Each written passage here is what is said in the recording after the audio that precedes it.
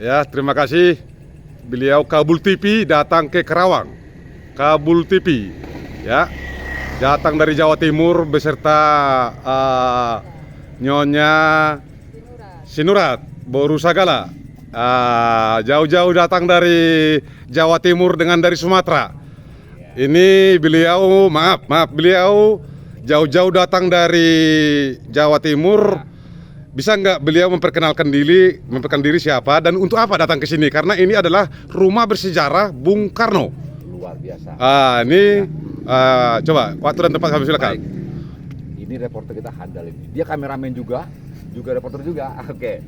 Pemirsa Kabul TV dimanapun berada ya. Kali ini saya dengan rekan saya akan berkolaborasi ya, Kak Anita ya. Kita di tempat inilah, tempat bersejarah pertama kali Bung Karno menuliskan teks proklamasinya ya.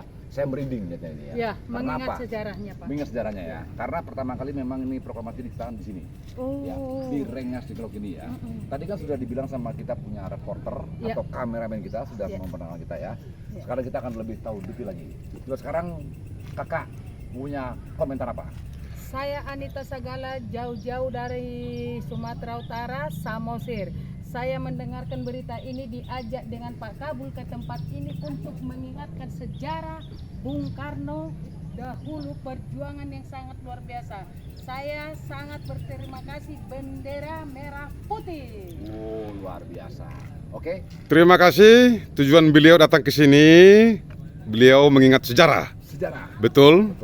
Bahwa beliau jauh-jauh datang mengasih waktu dari Jawa Timur, dari Sumatera. Ya, betul. Pertemuan yang tidak diduga. Betul. Pertemuan beliau juga sejarah. Ini benar. Sejarah karena tidak direncanakan. Betul. Mudah-mudahan Allah Subhanahu wa Ta'ala, mudah-mudahan Tuhan apapun yang dikerjakan, beliau dapat inti sejarah ini.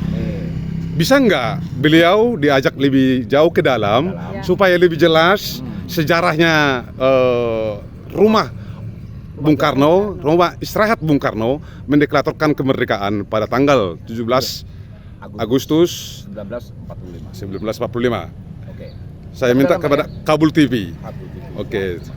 Terima kasih. Merdeka. Merdeka.